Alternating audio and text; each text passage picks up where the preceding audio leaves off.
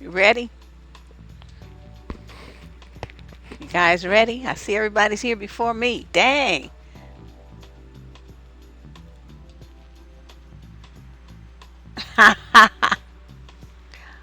I'm glad to see everyone here. Let me adjust my mic a little bit. I'm glad to see everybody is here and waiting anxiously for today's topic, which is what we were going to do yesterday, but I did the thing on Facebook instead. So, what we're doing is doing the advice letters. We're doing it today on Wicked Wednesday instead of Tell It Tuesday, because Tell It Tuesday was full of some other stuff, but I'm going to put that video over here on YouTube anyway. For those of you who are not sure where you are, right now you are in a relationship advice chat with moi. My name is Deborrah Cooper. I have been in the advice business since 1993. So late 92, early 93. And so it's been a long time since I've been doing what I've been doing. I have a lot of life experience because, as you see, I'm no spring chicken.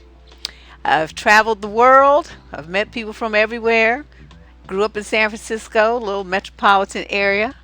And I was a kid during the age of the hippies. So I saw I saw a lot of stuff, a lot of change. The Black Panthers had cousins that were involved in that. So I mean, when you've lived a lot of what's now considered to be history, and you travel places, you talk to like thousands and thousands and thousands of people. You have a lot of different perspectives and a lot of different knowledge than I would have just by myself. So I come here and I share their information with you as well as the lessons I learned from my own father, my uncles, my granddad, and my brothers. So for a lot of ladies who don't have brothers, who grew up without their dad and all this kind of stuff, I think I provide an invaluable perspective for them because the men that were in my life loved me and were protective of me. They weren't trying to game on me. So the information that they gave me was just straight from the hip. Well, hi everybody. Hello. Um, Teens think 25 is retirement. Ha ha ha. Let me tell you about what I thought. I had a cousin who used to live with us. He was 19. His name was Napoleon. And I was 7 at the time. And my dad had him and one of my other cousins living with us for the summer so he could teach them a trade. My dad was a carpenter and he owned several apartment buildings, so he was always fixing stuff. And so he wanted them to learn how to work with their hands so that they would know, always be able to get some work. So they lived at our house for about 4 months. And while he was there, he turned 19, right? And I was like, oh my God, how could anybody live that long? Now, the only reason I know this is because my family still makes jokes about it, about how I thought, that 19 was like about to die of decrepitness. It's kind of embarrassing, but what do 7-year-olds know? So he was like, well, how old do you think your parents are, right? But again, this is information I'm getting from the stories from the people who were there. I don't remember it. And they said that I told them that my parents were about 12.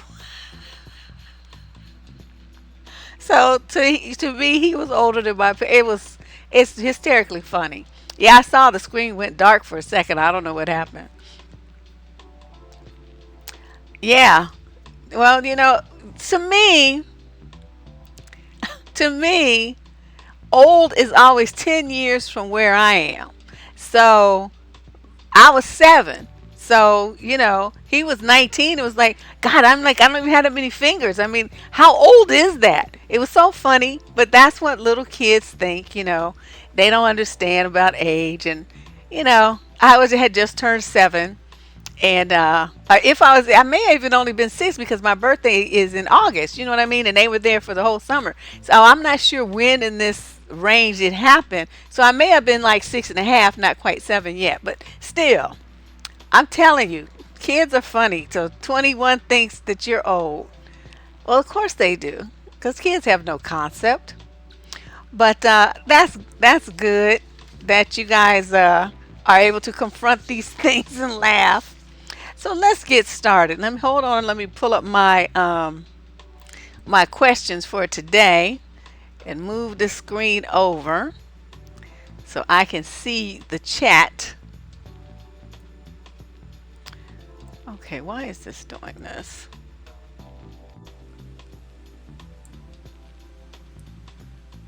Okay, there we go.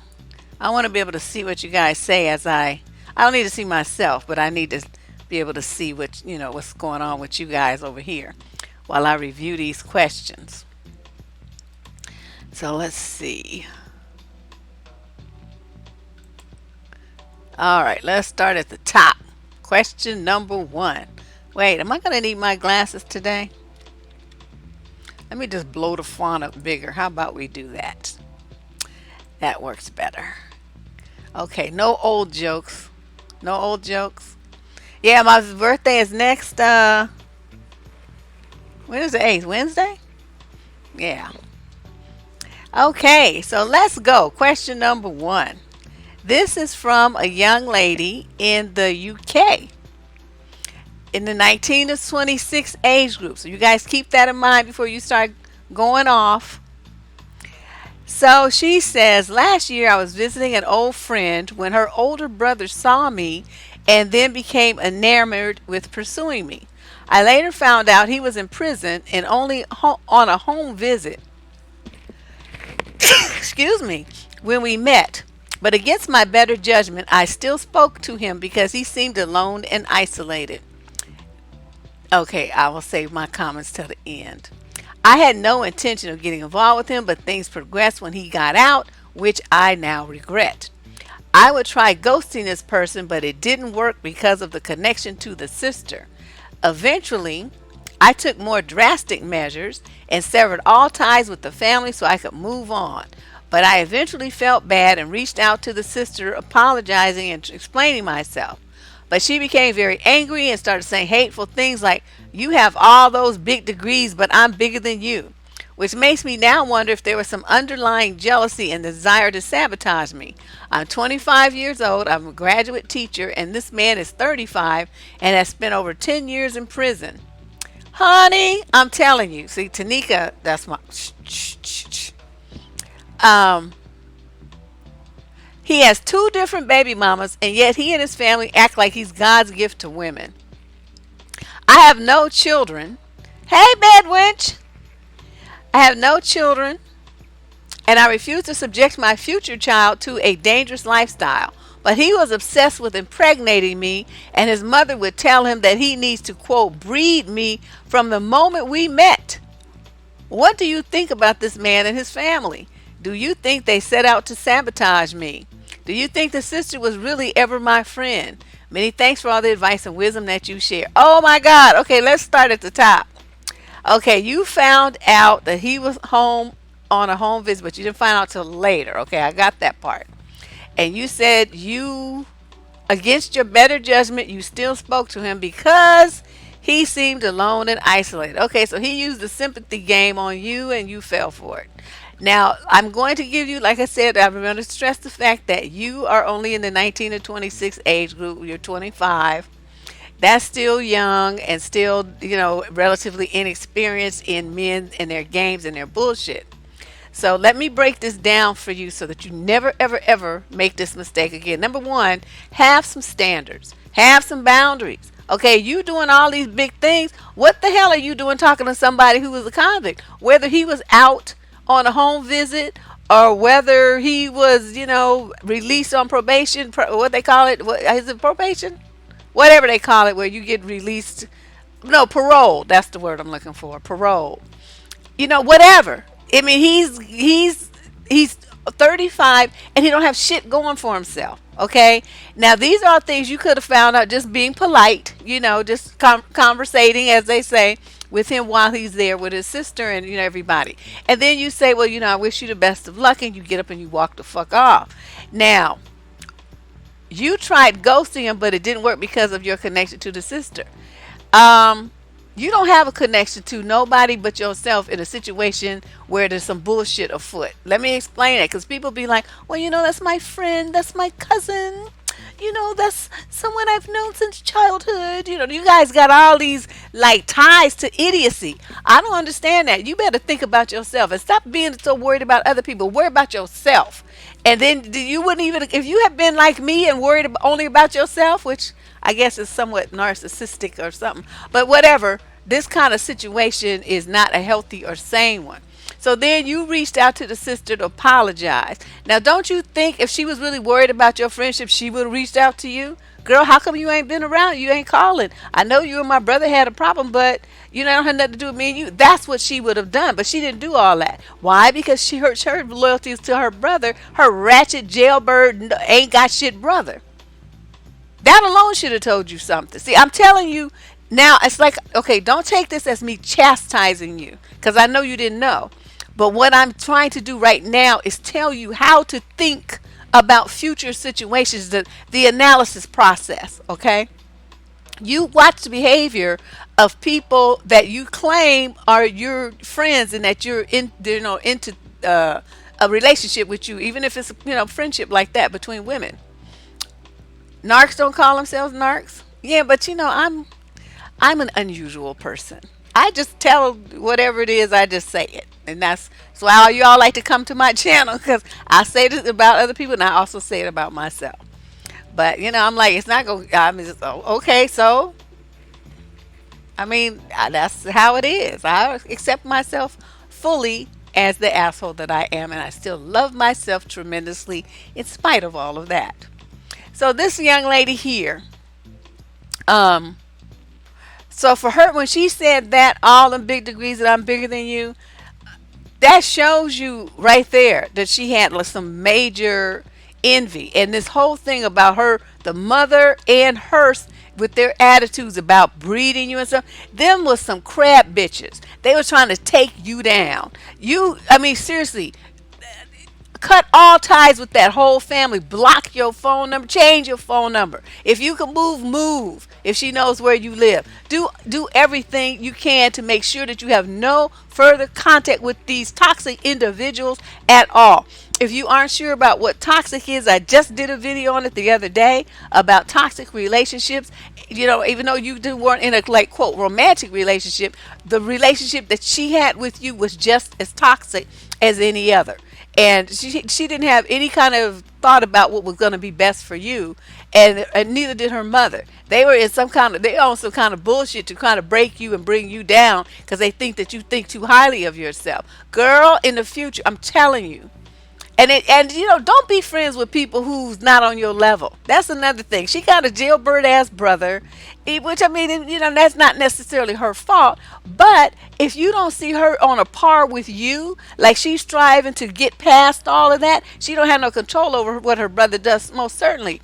But she got a ratchet ass mama, and she's not doing anything different than what they're doing. You see what I'm saying? Maybe she might have some little bullshit ass job or something, but she's not living her life on a striving tip like you are. That's what I'm saying. You should only be, especially at 25, align yourself with people who are on a similar life path to you.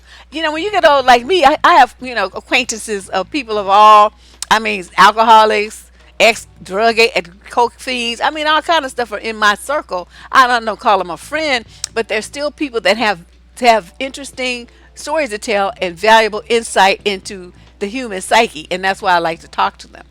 But you're too young for that. You're not tough enough yet. You don't have enough life experience to know how to put those kind of things into perspective and not let it affect you and not let them wheedle their way into your life. You have to have very strict boundaries, which you don't have yet.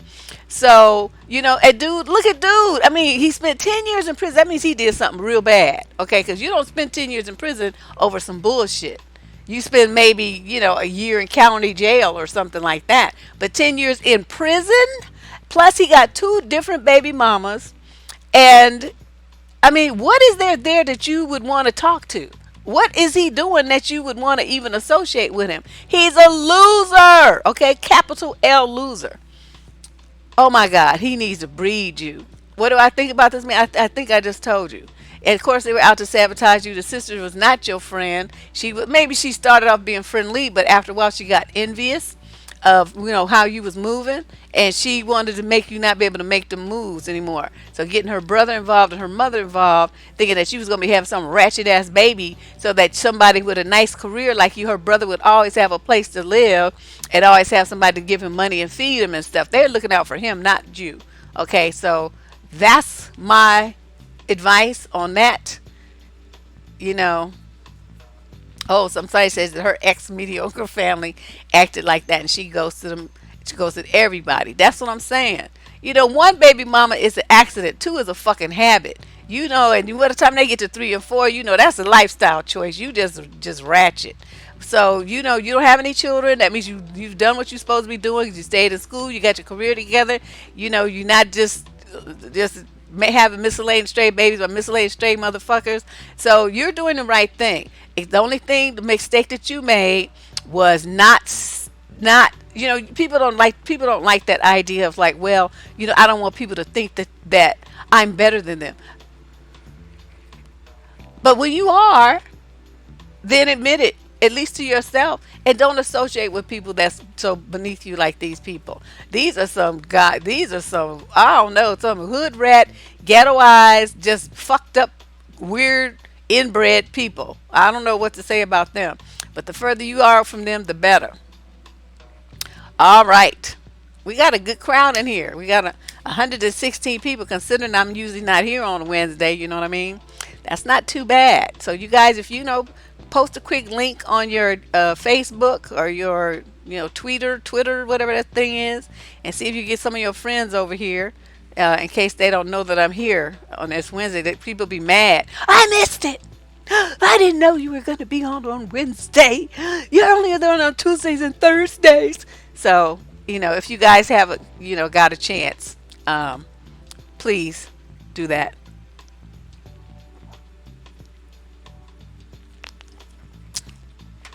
All right, let's move. I had to wet my throat. I like this water, but these bubbles make you burp. That's the only thing that's kind of bothersome. Okay, question number 2. Yeah, your tweeter.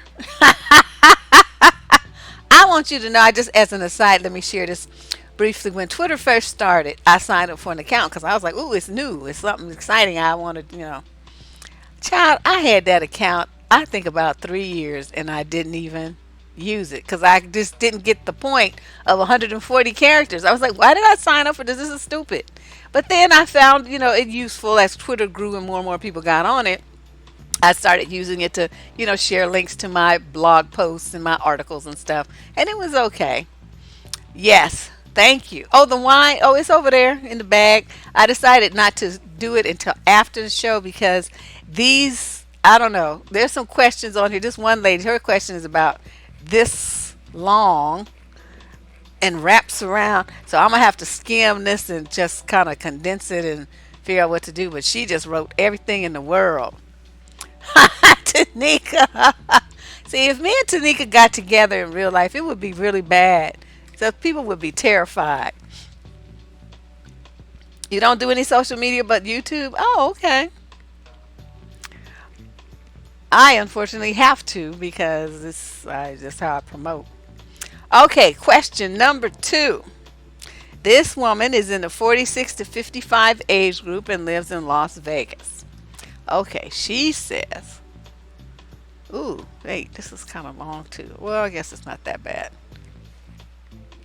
Okay. She says, Deb, I absolutely love your channel. I've been following you for years. Oh, I have not heard you give advice yet that I didn't agree with. So getting your advice on this topic will be much appreciated. I have been married for a year and a half and have been with my husband for a little over 2 years. I'm in my 40s, black. My husband is 59 and white. He has an 8-year-old daughter. Damn, dude was like, that's grandpa age. She doesn't live with us, but she does visit us every summer for 2 months and during the Christmas holiday. I work from home, so when she's here, I'm with her all during the day while my husband is away at work.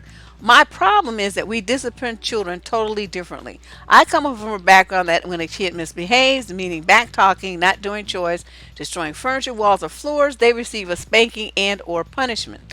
My husband, however, does not agree with these disciplinary actions. So when his daughter is here and she misbehaves, which is daily, I have been disciplining her as I do my own child because I know that my husband disagrees with my methods. Which is, I haven't been, I'm sorry. He has stated that before that he wouldn't mind me punishing her as I would my own, but I know this is not true. Last summer, we had an incident where she hit me on my leg. Okay, he would have been burying his child because she didn't want to get her hair combed. I took away her iPad and she began yelling and screaming, and I told her to stay in her room until she got it together. When he arrived home about 15 minutes later, he gave her back the iPad and asked her to apologize to me, which she refused to do. I was furious. I didn't want an apology. I wanted him to discipline her. If this was my kid, that would have gotten an automatic spanking and everything taken away, iPad, TV, etc. Yes, right. You don't be attacking adults because you don't want to do something. Listen, my natural inclination would have been somebody hits me, I would have hit her back. And so she would have been like on the floor up beside a wall or something, and then I bet you she wouldn't have hit me anymore. So then she writes, I have told him repeatedly because she knows there are no consequences for her actions, she will continue to misbehave. I know if I discipline her, it would cause a rift between us. In addition, I have my own 12-year-old in the house who's with us all the time, and he is a well-mannered, well-behaved child because of my years of staying on him. I'm afraid he will begin to feel that the daughter's getting special treatment. That's very true. Something has to change the next time she comes to visit because I'm starting to have resentment toward my husband for not parenting slash disciplining his child. I don't appreciate being put in the position of being the evil stepmother because he doesn't want to be seen as the bad guy. Also, I know the daughter would go crying to her mom and family back home and it will be drama. What should I do? Please help the struggling stepmom. Okay, what you need to do is sit down with your husband and write down, just as to give him an idea of how his lack of discipline and trying to be her friend is not parenting. Um, Give him some examples of like, okay, she does this. This is what should have happened. This is what you did. And he's not going to like it because it's going to be showing him where he's wrong. But you have the trump card because you can say this. Okay, I work at home and you want someone to watch your daughter while she's here, that someone will be me. Now, while I'm doing that, and from here on out, when she's here, I will handle the discipline for both children. You will not interfere. When if I what I say goes, and you need to back me up. If there's any kind of conflict at all, you refer her to me. You don't get involved. And if she ever puts her hands on me again, you better tell her now. If she puts her hands on me again, I'm putting her back on the plane and she's going back to her mother's. And I don't give a fuck what you think about it. Because I'm not going to be physically assaulted by a brat. And you just sit there and think it's okay for her to hit and kick on me and you don't say shit to her about it. Oh no, dude would have got cussed the fuck out right in front of his daughter. I don't give a damn. It's like, that little bitch want to kick me and all this other shit. And you sitting up there and just giving her that toy. I would have snatched that iPad and stomped it. It's like, okay, I took it from her because she doesn't deserve it. And you want to give it back? No, she ain't getting shit back. And I would have broke it. And see, now, and don't you dare buy her another one. Now, while she's here, she ain't getting no fucking iPad. She's gonna do what I tell her to do, and she's gonna act like she has some fucking respect while she's under this roof. And you are gonna enforce that, and you're gonna back me up. If you don't want to do that, we may as well get a divorce now, because I can't live like this for the rest of till she's 18. She's here every summer, and she's just gonna get bigger and more abusive towards me, and you won't be doing shit about it. So it's like love is not gonna save you. This conflict people have that destroy a marriage is money and children. And this kind of shit right here is one of the chief ways that people split up. Because you have a very valid point that she's I mean that was I getting ready to say? Oh, your son is watching what she's doing and watching how she gets to get away with it, but he doesn't. You might need to have a conversation with him to say, that might be, the situation with her, but don't you think about trying that with me, because I will knock you through a wall because you're my child and you do what I say. That's his child. And so, but he got to get his mind wrapped around the fact that he's not a disciplinarian. He's very weak. He's a weak parent. And what he's doing is he's feeling guilty because the girl, is not there, and he's not a full-time parent. So he tries to do everything he can to please her and make her happy and not cause what he thinks is conflict. In reality, children respond well to discipline and boundaries. It makes them feel safe. By him letting her run stuff at 8 years old, she's that's not how you raise a child. He's a very bad parent. That overly permissive shit, that doesn't do anything for making a child feel safe in a structured environment where they know what's expected of them and they rise to meet those expectations. He's just letting her do whatever the fuck she wants. That's a lazy ass parent. And if he doesn't like to hear from you, then put this video on this part right here, and then press play and put some headphones on his ass and let him sit there and listen to it. Because I'm gonna tell you this, his this thing where he allowed her to physically abuse you and there were no repercussions. See, that's very telling. And, I hate to throw the race card in it, but so how you gonna let some little white girl be beating up on a black woman and she can't do nothing about it? That's some bullshit. And so, that's like reinforcing that slavery shit where the white kids the slave masters' kids got to do anything they wanted to the slaves, and the slaves couldn't do shit about it. It's the same scenario. So you point that shit out to his ass and make sure he understands we're not having that shit this summer. If she hits me, I'm gonna knock her through a fucking wall. So you better tell her not to put her hands on me. And I'm telling you, I'm taking over discipline. And you don't better not say shit. If she does some shit, her ass is gonna be under punishment, just like I would do for my son. And I will beat her little ass, and I'm gonna put her on the top, and I'm gonna take everything away from her, just like I do him. You see how it works with him? My son's not a brat like your daughter. She's a brat because you don't do shit. Girl, you better pull that nice shit off and go ham on his ass. Oh, I'm serious. He just, That is I think out of everything here, that is what bothers me the most. Because, we get seriously getting into this race issue. You don't do that. And he needs to hear it straight from you. And I'm or me or however you want to do it. But he's on some bullshit. And I don't know, probably because his ass is ancient. 59 years old with an 8-year-old. What the fuck were you doing? You supposed to be somebody's grandfather, not somebody's daddy at 8-year-old. He's too old. He's tired. That's why he don't want to do shit. But that's why he needs to turn the reins over to you. So because he can't do it, the only thing he needs to say is go, whatever your name. Let's say your name is Anna. Anna is in charge of the house and the children. So don't ask me nothing. Don't ask me for nothing. And if you do something bad, Anna's going to beat your ass. Anna's going to do this and that. And I'm not going to save you. So this summer, things are going to be different. And every summer after this will be different because that little stunt you pulled last year, we're not having that no more. So that's why Anna disciplines her son. And she's going to do the same to you. And if you don't like it, then call your mother, tell her to come and get you. And that's how you got to be with her. You got to be hard with her little ass. And her mama too. Well, yeah, I'm telling you. I don't know. I don't think I would have been able to hold back. Because I told you all about how my cousin bit me and I bit his ass back. I tried to bite to the other side of his body. Little motherfucker. Who you put your teeth on somebody? I bit that little ass as hard as I could. Well, see, but her kid was 12 and okay, her kid is 12 now. His daughter's 8 now, so they were been together for 2 years. So that means her son is 10 and she was 6. So, she might have been a different child at 6. You know what I mean? Because kids start feeling themselves. So it's really hard to say, I only go by what's in the letter. I don't go into some invisible history that I don't really know anything about and start, coming up with conjecture and possibilities and all this. I only do that from the point of where the letter is and what could happen if you don't change something. Now that I can guess. I know for a fact what's going to happen. But how they got here and what was happening and who did, I don't know all of that, and I'm not going to try to guess about it.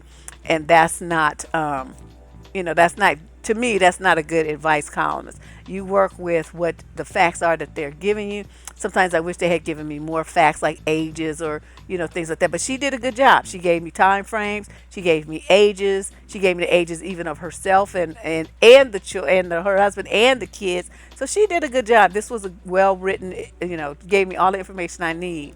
And I appreciate it. And I hope that she takes my advice seriously and presses play so her husband can get a clue because he just tripping. All right. Woo! Let me get some wah.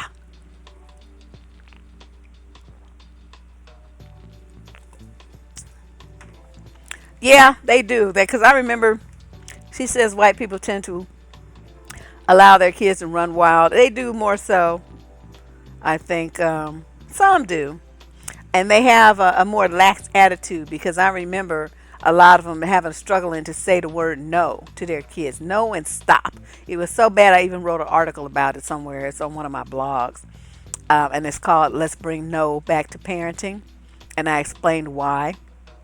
That might be good. I might put that as a link to today's show because I'm telling you, as a matter of fact, let me write that down because I'll forget. My handy post-its. Let's bring no back to parenting. Link. Okay. Because by the time I get to, working on putting this together, I'll forget. All right. So let's go on to question number 3. This young lady is in the 26 to 35 age group out of New York. And she says, I'm going through the challenge thing right now. Okay. Oh my God.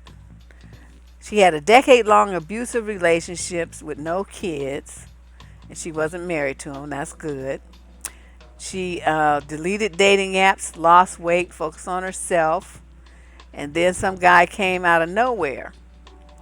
She says they don't work for the same company, but it's a shared workspace, and he's my neighbor. The eye contact we used to randomly share was super awkward. I could feel his eyes on me. A couple of days later, I'm in the office lounge. He follows me to chat me up and introduce himself. I didn't realize he was staring because he was romantically interested. His hands were shaking and he was stuttering and everything. I was like, oh. After doing some reading and watching some videos, I realized that he's pursuing me. Yes, he is pursuing you in the cautious white boy style. That's what I call it because there's some white boys that's very aggressive. You know, and then but the most of them approach women of other races, especially with what I call the cautious white boy approach. And that is they position themselves to be around you a lot. They, will smile and make excuses to talk to you. You'll catch them looking at you a lot and stuff, smiling and whatnot. But what you won't do, oh, hey, Miss Duncan. What they won't do is just like flat out ask you out. They be hinting around about stuff. So let's see what, So you notice he was cute and fit. Okay. He tries to get my attention every day and tries to meet my eye so we can say hi to each other. One day he said hi to me 3 times. Okay, why did you write such a long letter? What? How many paragraphs did you write? I know you didn't expect me to read all of this. You just went into way too much detail. Okay, so they were chatting. He wants to do high fives. He showed me a cool video game setup on his pictures that he had on his cell phone. If he sees me get up in my office, he'll stand up where I can see him and start showing off with his coworkers and hope that I'm watching. I randomly complimented his well-fitting shirt and extremely flattering gray. And okay, so pretty much if he isn't initiating, he doesn't know what to do or say, but I like to keep him on his toes. He can talk to his female coworkers all day and not be awkward or strange. When he does chat with me, it's super stilted and awkward. That's because he's not interested in them. They're just like people, boys, not somebody he wants to hug and kiss on. We had a tentative shared invite thing to a movie. Honestly, I didn't really care if he went or not. Yeah. But I tested him to see if he'd show up. He initiated conversation with a high five to say that he can't make it, but he really wants to go see this other movie on August 15th at 7 p.m. So I feel he passed that test too. Absolutely. If he's that specific, that means y'all have a date on August 15th at 7 p.m. That's what that means. He goes a long way to go for anything even remotely romantic, but it's honestly different and nice experience. It's kind of subtle attention and slow pursuit. I'm not used to it, but it feels good. Okay, more unnecessary information. Yeah. I feel like I'm doing the right thing when I'm letting him initiate pretty much all of our conversation and interactions. I'll smile at him when I feel he earns it. Nobody needs to earn your smile. You tripping. Um, he hasn't made any deliberate romantic moves yet. But if he does, I would like to be prepared. Okay, finally we get to the point. My specific question is, when he or anyone else asks why I'm single or if I'm dating someone else, could I just be honest and say that I'm loving how my life is right now and going the way I'm steering without being tied to a male? No. Or do I say I'm open to anything, same as how you approach me? No, too many words. Okay, a lot of other not as good as you dating coaches. Oh, this is the best part of this letter. Say that even if you don't have another guy waiting in the wings, you shouldn't let him know that. To seem scarce and to stay interesting. But I'm only reading up on these things because he's pursuing me, if that makes sense. I honestly didn't think I'd be right reading up on these things until next year. He's cute. Our interactions are cute. Do you think he's being subtle because of his personality? Please let me know what you think. Girl, you wrote so much shit, I forgot what the front part of the letter was. Okay, you did. Okay, unlike the other lady, you put way too many details. You know, all your feelings and all this stuff. I don't want to. That doesn't help me. What I need to know is the facts. That's it. You could have edited this, like 2/3 of this letter could have went away. It's just like random stuff, like you writing in your diary or something. Okay, the main thing I know. See, somebody else said double yawn. That's how I'm feeling right now. You just wrote too much. I have ADHD, so you need to stick to the give me the Cliff Notes version. This is just too much. I know, and trust me, I just skimmed it. This chick wrote a fucking novel. Okay. The main thing after I sum up all these million words you used is he's interested. Okay, he's interested in you, and he doesn't want to get rejected. He also doesn't want to cross the boundaries of what may be considered, some culture, in the office kind of thing. He's not trying to really, just come right out there because it's work. Okay, it's work. Let's remember that. This is where y'all make your money. So you have to be very careful about what you do and say and how you act and interact with people in your office where you work. Okay. So, but what he's showing you his video game setup. Okay. He's sharing things that he's interested in with you. Not to say he's not doing that with other people, but since you're not on his work team and you know what I mean, you're just somebody in the office, he doesn't have to go through that extreme with you. But he's like letting you in, and he's initiating touch with these high fives. I mean, that's pretty much all he can really do. Maybe a fist bump, a high five, something like that. It's not like he's gonna run up to you and hug you, and wrap his arm around you or anything like that. He's not gonna do that. So this is getting you used to him touching you. But the main thing that I like about this guy is, okay, you talked about the movie, and he said he couldn't make it, but he really wants to go see this other movie on August 15th at 7 p.m. That was so specific. He just asked you out, and you writing all this other shit like you don't get it. This is really sad. You don't understand what just happened. He asked you out. You got a date. I hope you said yes, or so you were interested or whatever, on August 15th at 7 p.m. So what I would say is next time you see him, you want to bring that up. Say, okay, so on August 15th at 7 p.m. we have a date, right? That's all you have to say. And he probably will be flustered and turn colors and everything, but he will have to give you an answer, either yes or no. And y'all are too old to be playing, silly little games like, well, we're going to hang out. And if he makes a fatal mistake of saying that, say, well, I understand that's what, teenagers do, but, we're in our 30s, so either we're going on a date or nothing, and we'll just be office friends. So, let me know what you decide.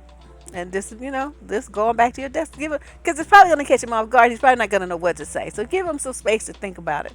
But, his right move, since he was so specific, I'm thinking that, this is a date. He just has to make it official in your mind and mine that that's what it is. Okay. But that is very, people just say, oh, yeah, let's go see this movie without a date and a time. See, that's vague. That's that hangout shit. This is specific. You know what I mean? I hope she said yes. I know what age range, girl. She said it so long ago, I forgot. 26 to 35 age group. So she's at least in her late 20s to early 30s, and he's in the same age group. I'm guessing they're in their early 30s.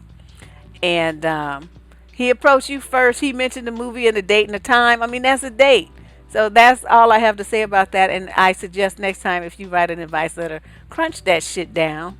Just put in the facts. You put all too much information that's not relevant to the advice that I need to give about the situation. You put in your feelings and what happened on each day by day and all. I don't need to know all that. All right? Yes. All right. Oh, she did? She's in the chat? Girl, you need to be beaten for sending me this thing. Send me this damn dictionary. Oh, she said yes? Oh, good. Yes. That's excellent. I'm sorry, I was looking at the letter. She's a writer. Girl, then you ought to know how to do a summary. That's all we need. Okay. Well, talk to him. What was the problem?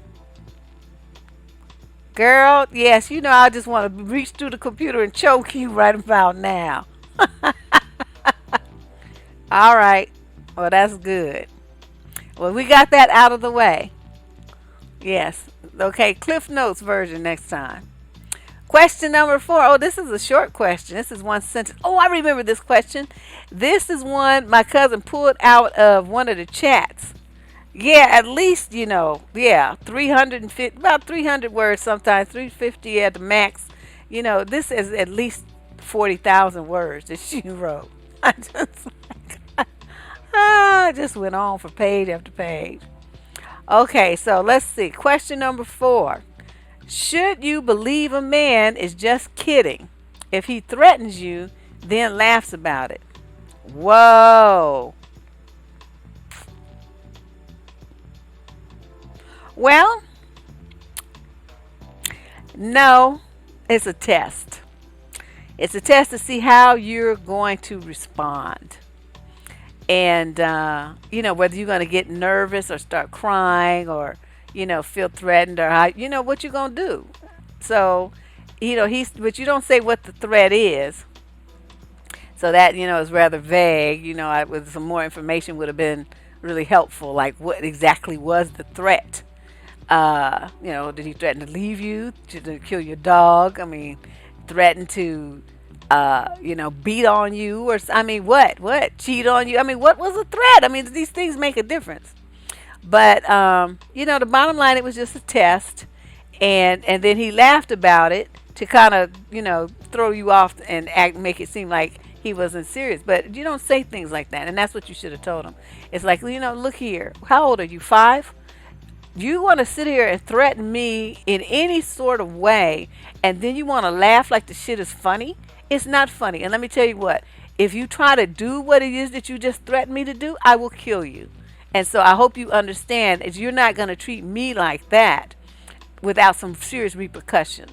And even if I don't kill you, I will make sure that somebody does. So you better watch your fucking mouth, and you better watch what you fucking do around me, motherfucker. So, you laugh at that. And see how, is he still chuckling about that? I bet you he won't be. He'll be sitting there looking stunned. But especially when you tell them, you got some ratchet relatives. I have some that, I mean, they'd be happy to go to back to prison. It's like, especially for a reason. So it's like, this person's threatening to kill me. This person's threatening whatever. And they'd be like, where that motherfucker live at? And that would be it. So it's like, that's the good thing about being the cousin that they all love me and they all feel, um, kind of protective. So when you have that kind of, male relatives, I don't see them all the time, but I keep in touch with them like on social media and stuff, and occasionally, I see them at family events and stuff like that. But it's not like we like go to each other's house. It's not that kind of relationship because they live a different lifestyle than me. But they're still my cousin, and they always treat me with respect, kindness and generosity and all that kind of stuff. So this kind of person here will get the phone call. It's like just in case. But if you man, don't ever think a man is kidding when he says something to you that has to do with hurting you, insulting you, ruining your possessions, hurting any of your property, your child, or any of your pets, any of that kind of stuff. That's not funny, and it's not something that a normal person would think to say to somebody. That would be a joke. So you already know, I think, the answer to this question. And if this is someone that you just getting involved with, break ties now. If this is someone that you're already involved with, break ties now.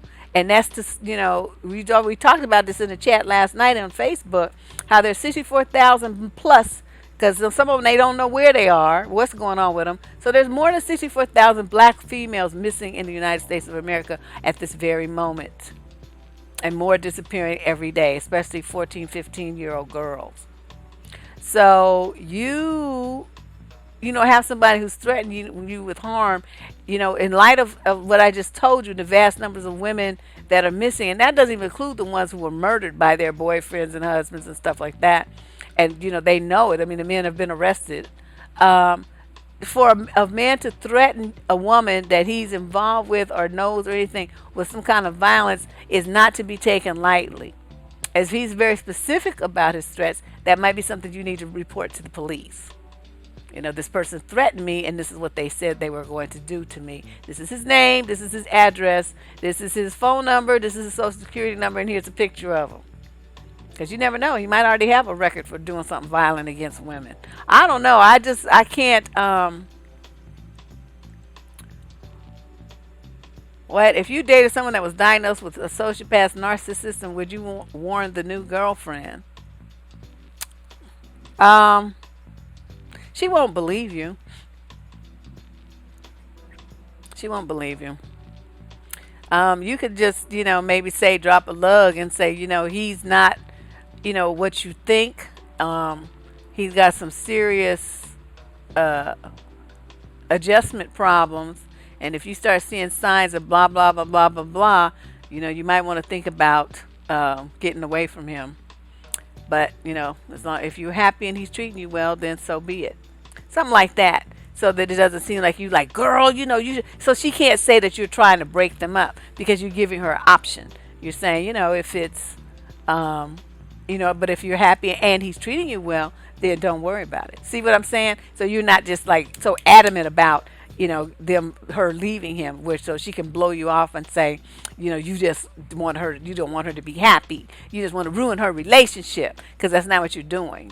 So that's why you have to, with them kind of women, you never know how they're going to take stuff. So that's always the way I suggest that you deliver the message with, but hey, if maybe it was just me, maybe he's really going to be nice to you.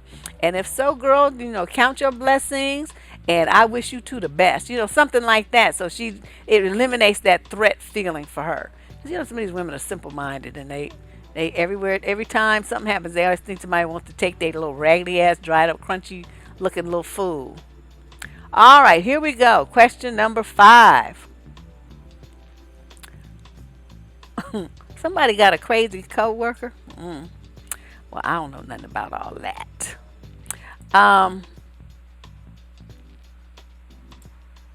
Hold on, I'm checking the chat. Okay, question number 5.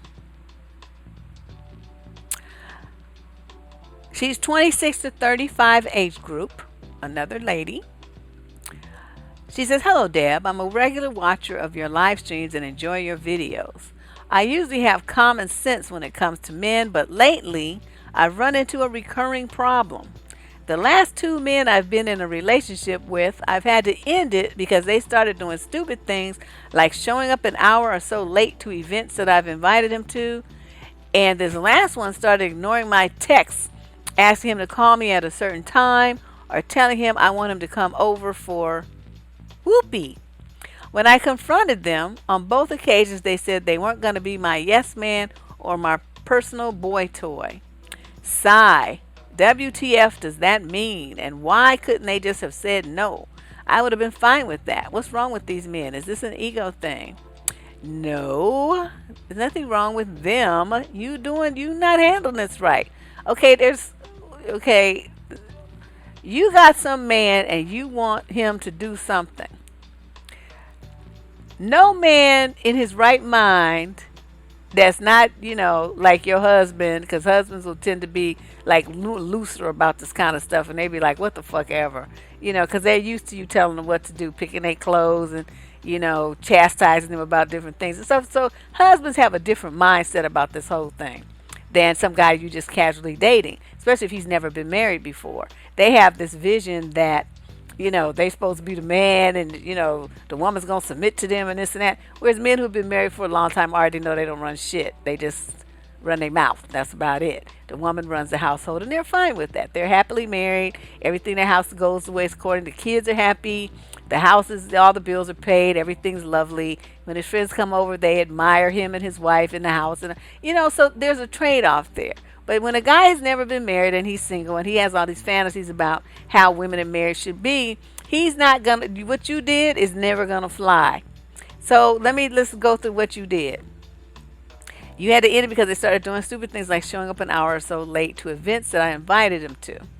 Okay, that would be a good thing to end because that's disrespectful. But if you got the tickets and you invited him, see, you didn't give him much choice. You didn't give him a choice saying, I was thinking about going to blah, blah, blah. Would that be something that you're interested in? And then, you give him, there's a conversation, there's communication about it. You don't just go get the tickets and then say, oh, well, let's go to this and that, because then he has no choice. Either he has to go or he has to not go. And then you're going to be mad because you feel like wasted a ticket. But maybe it was something he was never interested in. You never bothered to ask him. You never asked to get his input. So he probably was debating on not showing up at all. And then his guilt got the better of him. So he showed up, but it was an hour late. But that should tell you something. Don't go buying tickets and then telling men where to go and what to do. That's not your job. Your job is to find out if he's interested. And then if he's not, then maybe you want to go somewhere, go with a friend who has that same interest. Don't be trying to fit men into your program like that. That's very rude and it's very controlling. And that's why he did that passive aggressive thing and showed up late. Because he was trying to tell you something and you didn't get it. Okay, so then here we go. Then the next one started ignoring my text, asked him to call me at a certain time. You don't tell somebody to call you at a certain time unless you an employer. And if somebody's calling for a job interview or, whatever. Something like that. Business meeting, conference call or something. But you don't tell other people to call you at a specific time. The only right you have to do is tell a man, I go to bed because I have to get up and work so early. So, I would appreciate it if you could call me, so we could have time to talk before 9:30. Because at 10, I usually, that's when I head to bed so I can make sure I'm rested for the next day. And so he has then from 5 o'clock when you get off till 9:30, anywhere in there to call you. That's how you do it. You don't tell men what to do like that. I'm a woman and nobody's going to tell me no shit. You see all these kinds of people come on my channel and they be trying to tell me what to do and I tell them fuck off. They don't tell me what to fucking do. I do what the fuck I want to do. And so, and I'm a female. Okay, and I had that attitude. Now, how do you think some man is going to sit there and just let you boss him around and shit like he's like got a tail? You tripping. Seriously. And you don't understand why they rebelled and started acting like this? You did that. You made that happen. You just doing the most. You're doing too much. And then telling him I want him to come over for sex. That's not how you do it. You invite him over for, I don't know, Netflix. Or you invite him over for, say I got some, Hennessy or something, come have a drink with me. Or, I got found this new recipe in this cookbook I'm trying out. Do you want to be my guinea pig? Euphemisms, female seduction tactics. I mean, is this a lost art? Do people just just like come over and let's fuck, and you just think that that's like exciting and interesting? Not for a mature man. That holds no interest. He wants, you gotta like I mean, guys like romance too now. They want to feel, that heartthrob feeling, like, the doubt, like, ooh, is she gonna give me some tonight, or we just gonna sit up and talk? I mean, what's gonna happen? So it puts him on his toes, and it makes him be more interested in a romantic pursuit. But you take all the fun out of it. You just bam, we going to this show at this time on this day, and you need to call me by 9 o'clock, and come over. Let's fuck. Okay, you give too many orders. I wouldn't want to deal with you either. Why couldn't they have said no? They did say no. Their behavior said no. See, I keep trying to tell you, men talk with action. They don't necessarily talk with words. You want them to respond to you like a woman and use a whole bunch of words. Men don't use words. They just they show you. And them dudes showed you that what you was talking about was you was on some bullshit. And so that's that. And believe me, when you broke up with them, they was not sad. They probably held a parade and got a bounce house and everything else. All right. Question number 6. This young lady is 19 to 26. Well, all the letters are from women today. I don't know where she is from. Military, I don't know. Yeah, but she just giving too many damn orders. I'm like, what the hell? I have a learned fear of men that contributes to my social anxiety. Oh. I relate to your advice about staying in Asia, although I doubt my feelings to be solely from social inequity for women. My fiance is Chinese, and we will move to China next year. I feel so much safer there, and men in general appear to respect women in certain ways a lot more. Whenever I am near an alpha-looking male in the United States, I get a panic attack. I don't have that feeling in China, except for when I encounter Westerner expats that hoot and use simple, stupid tactics to get my attention. What do you think of this? Do I need to confront this issue somehow? Or is this just what every woman feels? I may be weaker than most. Well, you need some therapy. If you have social anxiety, that's a problem. That's an emotional problem that needs some therapy. Panic attacks, I mean, all that's a sign of, you got some issues. I'm trying to be polite here because I don't want to say you crazy, but, in my former life, that's what I would have said. But you're too young for this. You got all this going on, and you think that it's the environment, but it's you, because you're going to go everywhere whatever country, city, state, parties, whatever, everywhere that you are, you're going to still be there. And all them thoughts are going to still be in your head. And if you're so easily triggered by somebody acting stupid, it's like, what you going to do when your fiance acts stupid? Because that's what men do. They act stupid. It's the testosterone. They can't help themselves. It's just sometimes they just do it and they don't even know why they do it. It's just like an automatic knee-jerk reaction of stupidity. And then you sit there and say, that was dumb, right? And they be like, I know, I couldn't help it. I don't know what happened. And, they just sort of confuse themselves about some of the stuff they do. So you have some issues and you need to go see a shrink because, you can't be having panic attacks on the street and stuff about dumb shit that people do. You got to toughen up. And say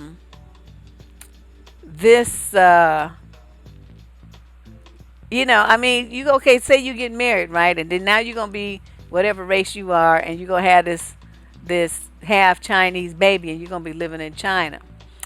Do you understand the pressure that's going to be on your child and how you're going to have to be defending your child? You and your husband are going to have to be like going through some changes about this mixed breed child in China.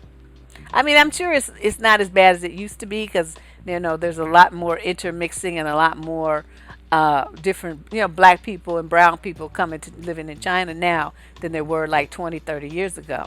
So the culture is slowly getting somewhat adjusted, at least in the big cities. But there's still, there's gonna be people that are gonna stare. They're gonna want to touch your child's hair. The child's gonna look different, and they're gonna be curious, and they're gonna, you know, look at you oddly. And if you get in your feelings about it, and be having panic attacks and stuff like that, that means you're not gonna be able to effectively defend and protect your child. So I'm seriously, before you go to China next year, get your butt into some therapy, and seriously do that kind where they adjust your behavior. I forget what it's called right now. So somebody know about the therapy, the one where they adjust your cognitive something, where they adjust your behavior. They help you, develop different behavior patterns.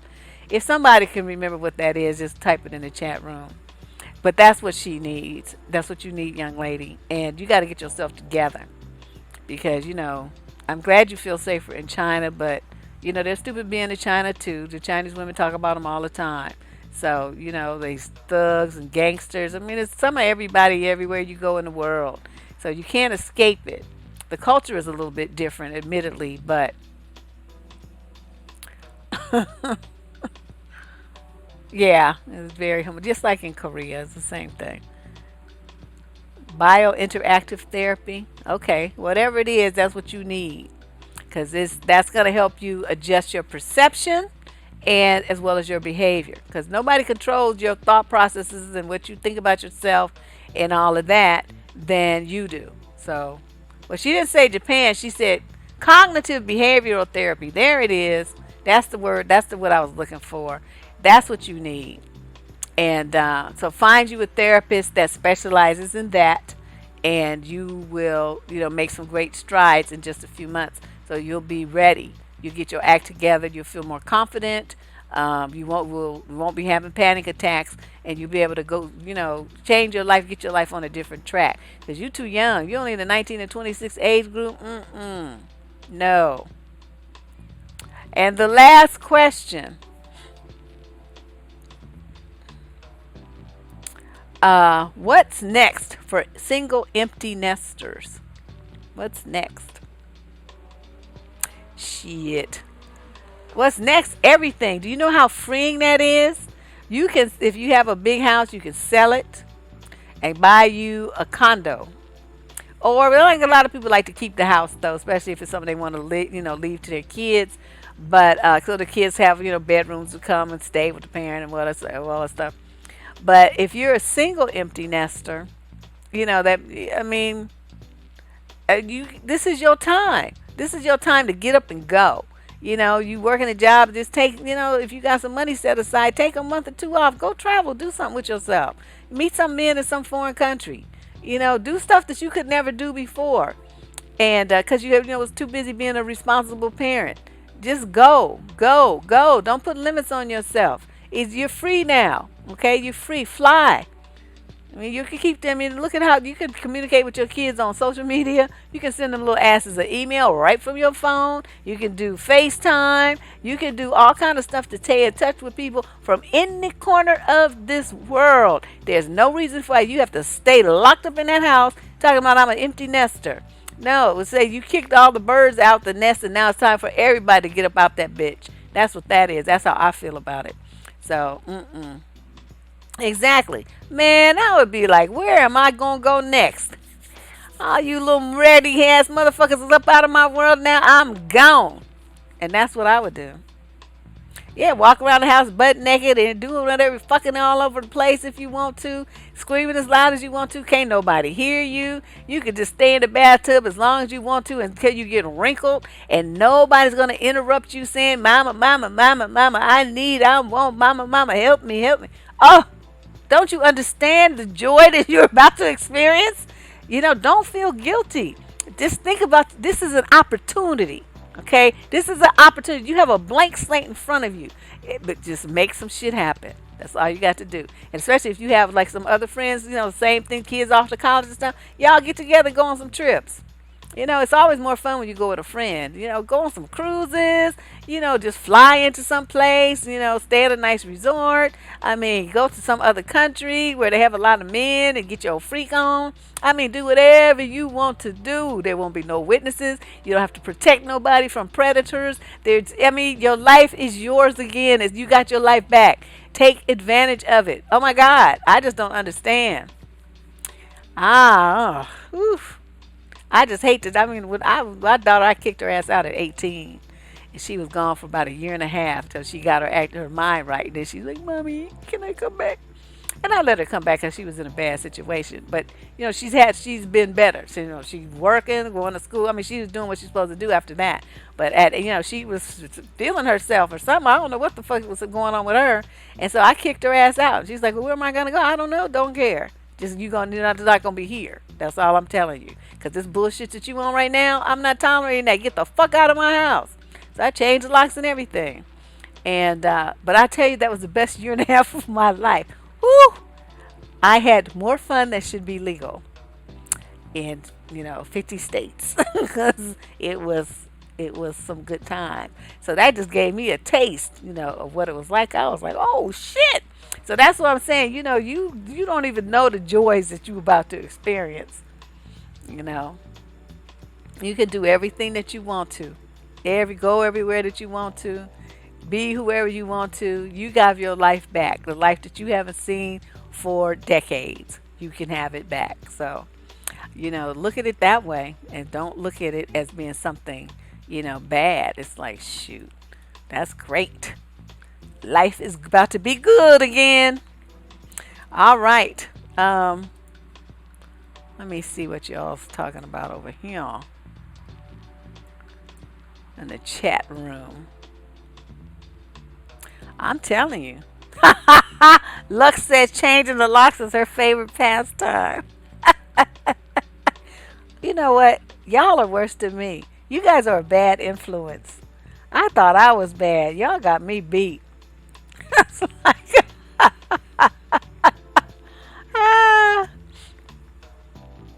I'm telling you, people just don't understand. I never meet these women. They be like, "Oh, my children are all gone. The house is so empty." I'm like, okay, where's the part where that's a bad thing? It's like, take their rooms over. I made an office out of my daughter's bedroom, put my computer and shit in there. I wish I had that space back because that's where I would set up my studio. No, I didn't miss that little broad because she pissed me off. And my thing is, it's like, I wouldn't let anything happen to her. That's why I let her back in. It's a long story, but, she was in a situation, and I'm like, okay, am I going to have to kill somebody? I mean, as long as she's cool, it's fine. But when she approached me and she was having some problems with somebody, I had to get involved. So, put this bitch in check where she was living. Oh, she says, thank you for answering my question. Thank you, ladies, for being merciless. The comments were a bit over the top, but it's the internet. Girl, I'm telling you, don't come here if you got sensitive feelings, because these are all like my deputies. they may not be as bad as me in certain aspects, but some of them in other aspects are worse. So, you got to be ready when you come up in here. Don't be having your feelings all exposed. Just be ready. Brace yourself. She could give back to a charity. Yeah, she could. But you know what? When yeah, exactly. Fuck them kids. Because it's like, they going to have their own life right now. And you need to have yours. And parents, unfortunately, you just spent the last 20, 30 years, whatever, how many years it was, because you have kids of different ages. So, it might be, 25, 30 years that you've been raising kids, and now they're all gone. And that's 30, 20, whatever number of years of giving to other people and taking care of other people. So volunteering, that's not on my agenda. I mean, I do this. This is my this is about as much as I'm going to do. And, so you got some mothers who, they don't have a channel. They're not, giving to a broader society. They gave all to their kids. Don't you think they might be tired of giving to other people and caretaking that? They need a break. Let some men do that, or let some people that don't have kids do that. You know, the woman who's been doing that, giving to other people and taking care of other people and worrying about other people and providing for other people and, just thinking about other people for 20 years, 25 years, 30 years, she needs a break. She needs to have some time to concentrate on herself.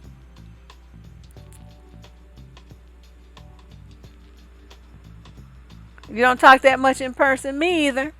I use more words on these shows than I do anywhere else. I just look at people. I have a very expressive face. So if people call me on the phone and stuff, I just look at the caller ID, ignore the turn my phone off. I just don't. I'm not. No, I just don't feel like it. Yeah, she did do a good job. I just wanted her to use less words. That's all. Well, yeah, these mothers need to do, just take care of yourself if you got an empty nest, honey. That'd be a good thing. Talk about some concepts. What could women do? Shit, we just named off about 40 things you could do. Yeah, I do. I just stare at people. I go out, I go out. I go to a bar, a restaurant, or something by myself, and I just look at the people. Dudes always be coming to you. Hi, how are you?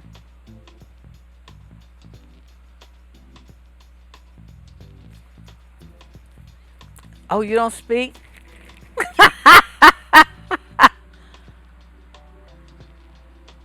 I'm saying. Let me see. Somebody asked a question. I'm curious about something. Would you buy a man lunch? He said something disrespectful to me and I had to cut him off. One of your members said I made myself look desperate. Wait, I missed something. How did you get to he said something disrespectful and you cut him off to you buying him lunch? Huh? I don't get it. I don't understand. I'm I'm unclear. But I ain't buying a motherfucker shit anyway, so I guess that's my answer. It's like, I'm not buying no man nothing. Starve, motherfucker. I don't care.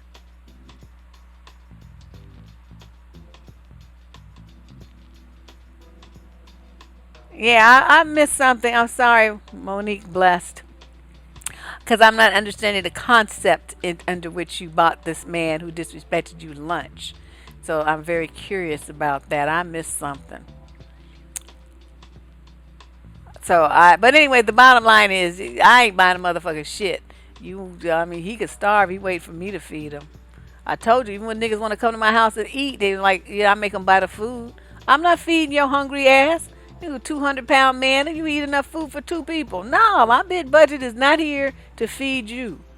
Now, you bring the food and I'll cook it. Well, that's still cheaper than he would be going out to a restaurant. So, and they get home cooked food and it gets to be exactly what they want. And I can cook, even though I might not eat certain things, I still know how to cook them. You don't lose that talent just because you don't eat it anymore. So Sophia says, I get a lot of flack from men and women about only desiring men that is a provider and a protector. I do not believe in going 50-50 on household bills. That is a roommate situation. Thoughts? Um, if you're married, it's not 50-50. It's, a joint financial pool.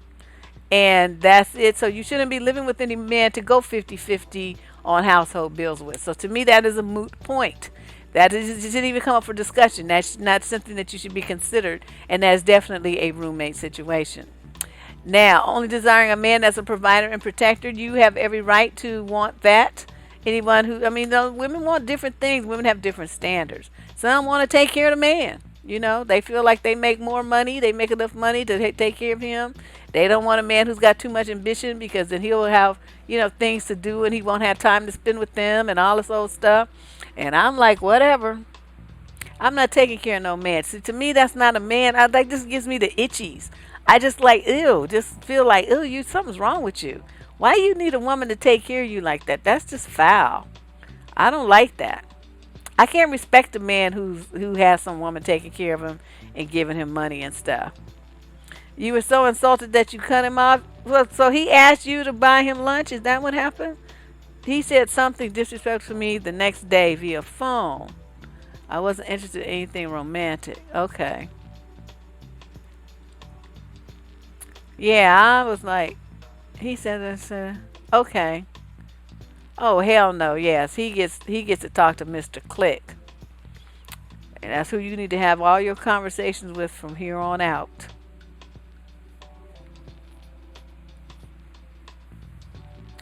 Yeah, Dawn, that's true.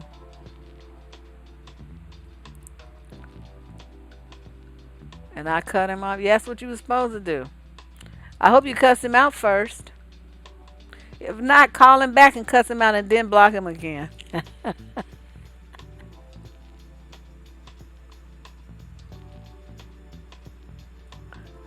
You got called stuck up in a gold digger. That's all right. Because, women, that's their favorite thing to do, and men too. When they have low standards, they try to make you feel bad about having high ones. Don't fall for that game. That's a mind fuck.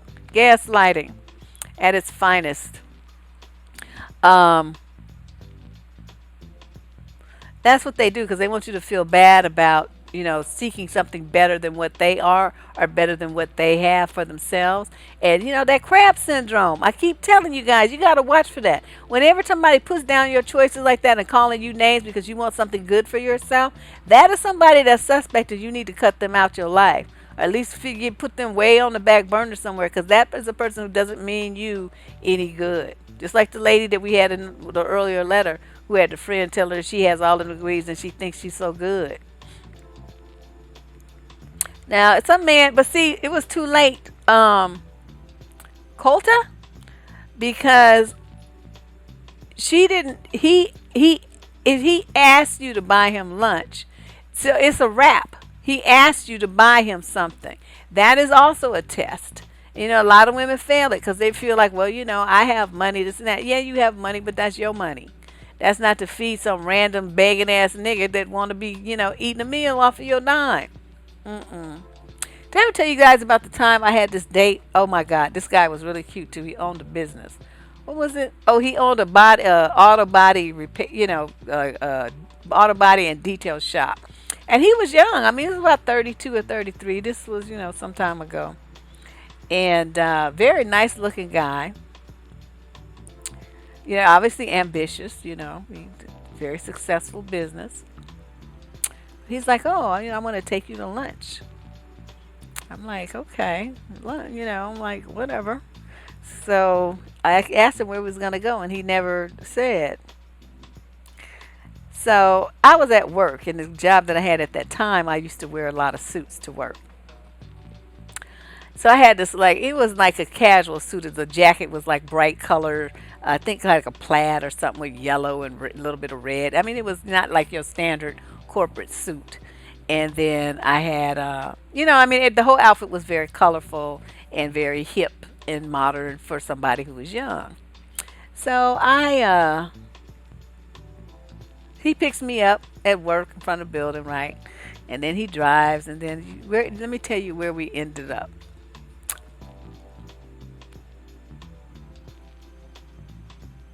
The drive-through at McDonald's on Bay Shore in San Francisco. Now, I'm sure that area has probably changed a lot. I don't really go to the city that much anymore. But he drives me, this man who has this successful business, takes me to the drive-through at McDonald's. And he says, what do you want? I said, nothing. And he's like, why? I said, I don't eat McDonald's food. And I was very calm because I knew that was going to be the last time I saw that nigga. And he's like, well, but their food is good. I said, maybe to you. I mean, help yourself. Get whatever it is you want. And so, I sat there with him and he ate. And I was just looking at him. I was thinking, wow.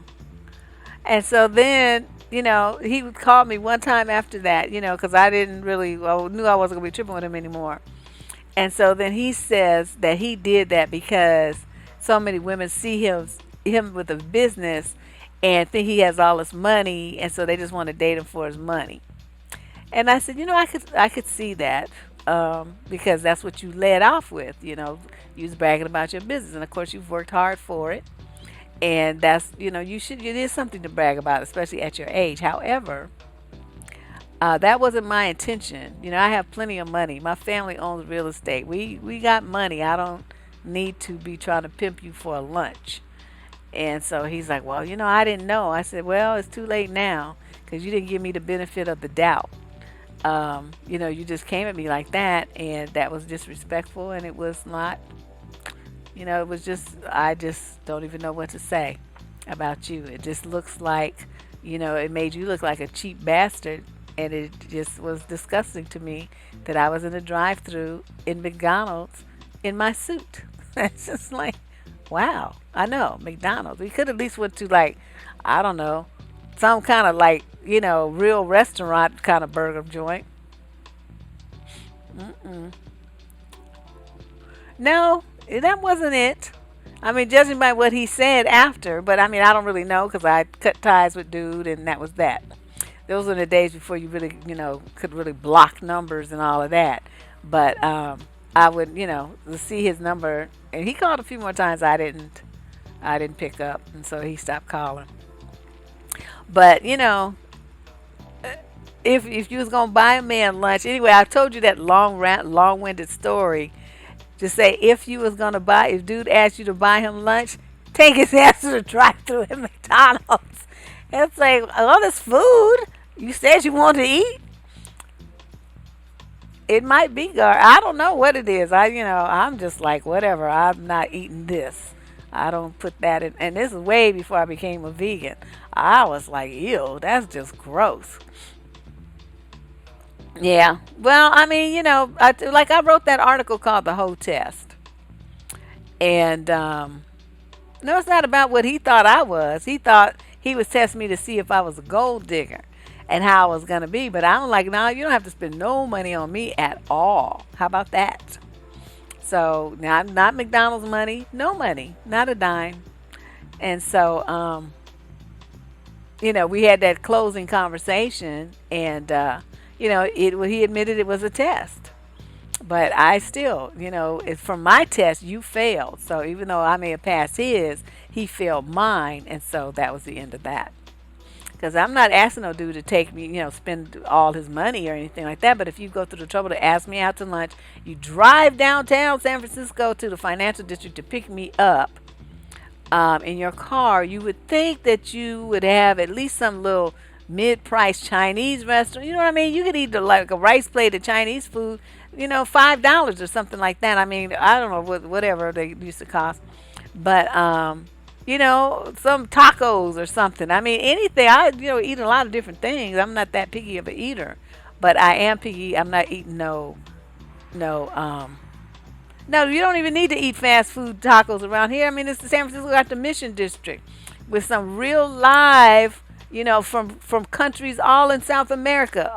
Some of the delicious, freshly made, authentic, Mexican and whatever else countries down there, food. And it was like, you don't need to eat it from like a fast food chain. And it was, relatively inexpensive. We could have done that because we were in his car. He could have just whipped up to Mission, got the food, and, we could have ate in the car or whatever.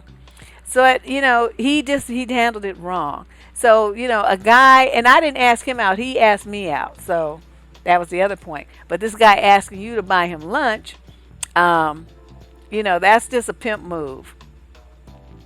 That is a pimp move. So, but I don't have time for that. I mean, even then, I'm like, I don't have time for this kind of stuff. I don't want to play those kind of games. I'm not trying to be your therapist. I don't, you got some issues and shit. Work on that shit. Go to a shrink and handle that. That's not my job. That's just too much. So, yeah, exactly. San Francisco's full of those economical and really, good food restaurants, like little hole in the walls that serve food that have people lined up down the street because the food is so good. They might only have seating for 10 people inside, but everybody getting their shit to go because they want that food. That's how it is in San Francisco. So, a lot of really, really, really good restaurants. But he didn't avail himself of any, and that was the end of that. So, any other questions before I sign off? Because, you offered to buy him lunch? Why? What was wrong with you? You don't be offering to buy no motherfucking little meal. Girl, don't ever do that again. Don't ever do that. Don't do that. Because, let me tell you something. Okay, a gold digger, because he said he didn't have any money for lunch. Okay, but he's supposed to get it for some man. Get the money from some man. Let me tell you about a dude I knew who used to run that game. Okay, my friend, I won't mention his name, but I met him at a law firm, right? Fine as hell. And he used to come by my desk every day, come by my desk looking at me. I was working a contract. So I was only going to be there for, I think, about 3 months or whatever. And he would come by, and, so finally one day he asked me out to lunch. And I'm like, okay, so I went with lunch with him. And we went to some place, and he said, I don't want you to get the wrong impression. This is not about, romance or anything. I just hate eating by myself. I'm like, oh, okay, I don't care. I mean, whatever your reason is, that's fine. And we'll talk about that in a minute.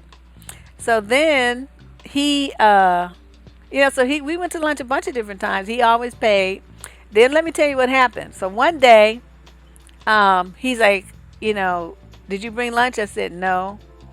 And he said, I didn't bring any lunch either. And so I said, well, what you going to do? I was going to go out for lunch. He said, no, don't go out for lunch. We still going to eat lunch together.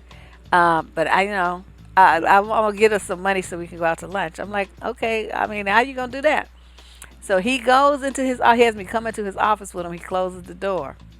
And he gets on the phone and he calls this girl. And he tells this girl, I don't have any money and I don't have any lunch. Can you bring me something to eat? And so she said, sure. So she went and she bought him this big ass sandwich from this place called Specialties. She buys him this big sandwich and chips and a drink. So, Specialties is not cheap. So that meal was probably about $12, $15 for it. I mean, the sandwiches are just ridiculous. They're big. Cut it, half of one is a whole meal for me. So he had that. Okay, there's more. Then she comes in and she gives him $50 in cash on top of it. She was a homely little girl. So I'm seeing this whole thing, right? This dude, I'm telling you, he was so fine, and he was like that Al Be Sure kind of looking dude, with the curly hair and everything. And this girl who came in was not very attractive. And I think she thought that she was trying to, she was going to get some or something because he was paying attention to her. So she gave him this $50 and brought him all his food, right? So then I'm just sitting there. He had me sit in the lobby to watch the exchange. I'm sitting there like I'm reading a magazine so I could hear everything and see what was going on without, being standing there just looking. And so I couldn't believe what I had just seen. And she's like, are you going to call me later? He said, well, you don't have to work late tonight. And so, I'll be here really late. That nigga didn't work late. But what he did was take that, $50 in cash and the food. And so he said, well, I'm going to be working here a little bit late, so I'm going to eat this sandwich and stuff for dinner. But he pulled out the 50. Come on, let's go. So he took me out to eat. And we went to a nice restaurant, too. And what was the name? They refurbished the post office. I forgot what they called this downtown post office. But anyway, it had like a bunch of restaurants and stores and stuff in it. It used to just be a post office. And so we went there and we ate at some restaurant and spent almost that whole $50 just eating just ridiculous amounts of food. And then we went back to work. So once I saw that, I knew that guys played those kind of games, but to see it done right in front of me and how smooth he was at it and how this girl just volunteered her resources and her time, because she had to go wait in line to buy the stuff and then bring it to him on her lunch hour now, and then went to the bank and pulled out $50 to give to him. Okay, that's still, that I can't tell you how many years ago that was, and I still think about that, and that's why I be like telling y'all, do not do shit for a man. Do not. My father used to say that to me too, but I had just never seen it happen. He wasn't fucking her. No, trust me, that was not going to happen. But but she was he had a bunch of them. That was just the first one I saw. But he had all, because dude was fine, I'm telling you. And so he had like this wicked, tongue. He could just talk a bunch of shit. He always have you laughing and everything. But see, I knew him too well. I was like, going to be anything going on here. But I, having seen that, I was like, this is bitch ass nigga. I'm like, yeah, $50, two 20s and a 10. So that's what I keep saying. Don't do shit for a man. Do not. Because a real, a guy who they call like a real man, a man who's proud of his abilities to make money and, um, take care of himself and take care of his woman and, show himself as the provider type will be greatly and highly insulted by you offering to buy him anything other than like a gift maybe for his birthday or Christmas or something. He's not going to take that well, and he's going to change his opinion of you as a woman that he wants to take care of and romance and stuff like that. You guys got to keep in mind how men's minds work. So then you got, but then if he does ask you to do something, then he's just pimping you, and he's very disrespectful, and that means he has no real romantic interest in you. He just running game, and testing you to see what you gonna do. Yep. So that's what I'm saying. Oh yeah, because I remember she was holding him like like like this, and when she gave it to him. And so and I'm sitting right on the couch just a few feet away from him, but I'm flipping through a magazine acting like I'm waiting for somebody, and she never connected that I was, witnessing that it was a setup and I was there to witness what was going on there. And he was making it seem like he was so busy. So I was sitting there, he was in his office, so when the girl came to the reception desk, they had to call him. So there was no way she would connect me with him because we didn't come from the same direction. I was already there. And so he, the receptionist calls him in his office. He comes out, and they're standing right there, and I'm watching this whole thing. But I'm telling you, of course he expected it, because he knew her. That's why he called her. I wouldn't have gave his ass shit. I mean, the main thing is she brought him some food. He said he didn't have any food or money to buy any food. So if she buys him food, what do he need the money for? It was very kind gesture to buy him some food, but you didn't need to give him money too. So he just saved that. And I'm saying, you got a man, he was more interested in taking me to lunch and spending that hour with me using somebody else's money. To the point where he went to get somebody else's money to make sure that we had lunch together. And of course he was paying for it because he knew I wasn't going to do shit. I would have just went down, got me something, but I wasn't going to be paying for his lunch. And he knew that. So he, made sure he wanted me to eat with him, right? So he made sure he knew he had to pay. And the time that I worked there, he did that, like at least 3 times a week, sometimes 5 days a week. We ate lunch together, and he would buy or he would bring food. He would make, stuff. He's the guy who I told you that I'm just those of you who remember that story. This is the same guy that we went ice skating downtown, and he made sandwiches and chicken and stuff. And the guy who took me on the quote date where we went and watched the guys, the white dudes from the suburbs come and pick up the prostitutes in downtown Oakland. That's the same guy.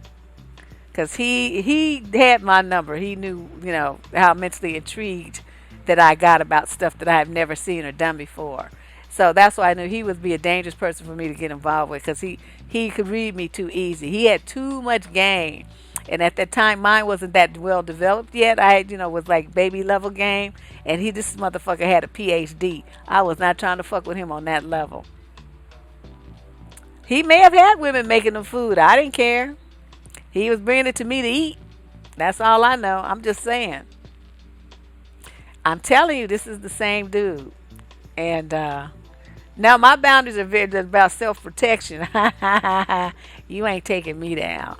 And I already know if you got that kind of, that kind of energy and that kind of thing where he can read what you like, and he's going to keep giving me what I like. It's just natural that if somebody keeps giving you what you like, of course you're going to, start liking them back, because they make the time that they spend with you so enjoyable, so much fun, so exciting, so intriguing, so like mentally, stimulating. And he figured that out about me. I don't like this plain boring shit, dinner and a movie. Oh. So he took me to watch prostitutes. Now that shit was interesting. Yes, honey, PhD, doctorate. His stomach wasn't growling. That nigga could get some food from somebody. Oh, he was. He. I don't know what he was. He was just smooth. That's all I can say. I just never seen anybody be that smooth. But he's also the one who. Yeah, he tried that shit on me. That's also the one who came to my house for dinner, and he was supposed to be bringing a bottle of wine, and he didn't. He showed up at my door grinning. It's a grocery store right across from my house. Like okay, it's like a big, like a complex, but on the other side of the double, triple wide street is a really busy main thoroughfare. Was the grocery store, so he could have drove and went over there, then made the block and come back, but that's not what he did. So he come to my house, and he comes in, and not coming in and open the door. I'm like, "Where's the wine?" And I was making shrimp and sausage jambalaya. It's like one of my specialty dishes, and he was just all ready to eat. And I had garlic bread and salad. I mean, it was just gonna be a feast. And so he walked in the house smelling all good and everything. And he's like, "Oh." So I said, "Where's the wine?" And he's like, "Oh, I didn't bring it." And he had the smirk on his face. So I'm like, "Oh, okay." But see, that's what I'm saying. When you know somebody how somebody is, but he already knew that was he should have known that that wasn't gonna work on me. So even without him doing, I'm very particular about. I don't feed niggas. I just that's like my number one rule. So he goes in the living room, which you can't see. There's like a passageway, but there's a wall there where the entertainment unit was and stuff, and the kitchen's on the other side of it. So he couldn't see what I was doing. So he's sitting on the couch. He was, flipping channels, watching it. And so then pretty soon I come in there and I sit down, and he's like, "Well, where's the food?" I said, "Oh, I put all the food up." "What? You put it up? You invited me to have dinner." I said, "Yeah, but I invited you to have dinner when you brought the wine, and you chose not to bring the wine, so that means you don't get no dinner." So he just looked at me, and I looked at him, and so then he's like, "Well, I'm leaving." I'm like, "Bye." But it wasn't the last time I saw him, but he just had to learn a lesson, so he didn't do that shit no more. I don't know why why he tried that. He should have known better. It's like, dude, come on now, for real. After I seen the shit that you did, you think I'm gonna let you get away with even an inch? That's not going to happen. Yes, when women are lonely and homely, yeah, low self-esteem. She was probably like excited because she thought this dude, was so fine and he was interested in her that she was gonna have something to brag about or whatever. I don't know what she thought, poor little thing, but he just took that money and took that bag of food, told her bye. He had to get back to work, so he didn't even walk into the elevator or nothing.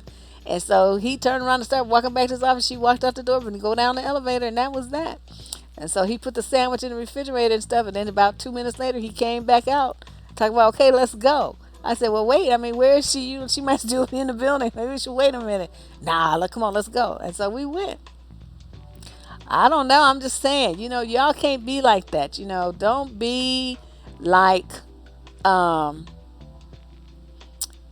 you can't be so anxious, so feeling like you gotta land this man, like he's just like the only thing, the last plate of food on the planet. I mean, the desperation and anxiousness that so many women have about a man that they just met before you even get to check him out. Because if I just went on how he looked and how he was curious and how the time he spent taking me out to lunch and want me to eat with him and stuff, see, I might have got tripped up, but I spent more time talking to him to learn about how he thinks and how he feels about women and his history and stuff. And when you first meet him, they talk a lot.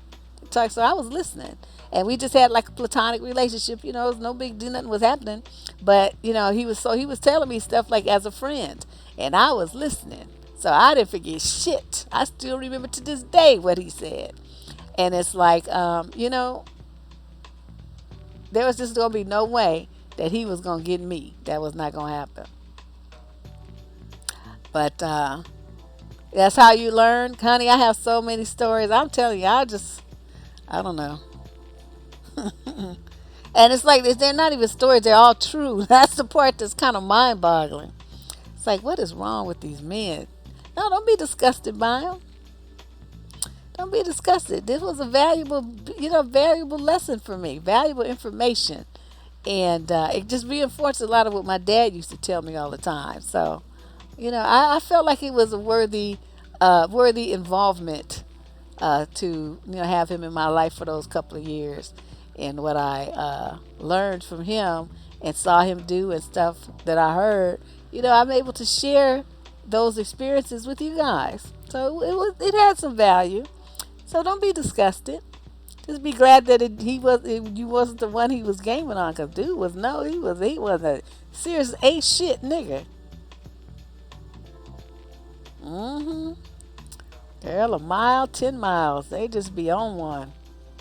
But anyway, it's time for me to get some food and some wine in my body. So this is good. We'll be back here tomorrow because tomorrow's Topic Thursday. And I forgot what I said I'm gonna talk about. I put it up somewhere. Oh, it's on my YouTube.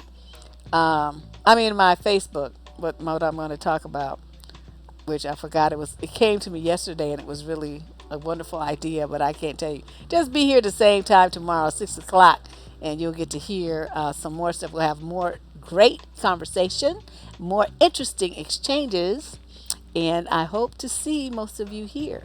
And then on Saturday, I'm doing a 2-hour stream on Twitch. So and it's the same name there, Debsterism. So you go on and sign up over there as a follower on Twitch. I'll be there. It's called Shit Talk Saturday. Shit Talking Saturday. And I'm going to be talking mucho shit. So y'all take care. And I will see you on, well, hopefully tomorrow. If not tomorrow, then Thursday. All right? See you later. Bye-bye.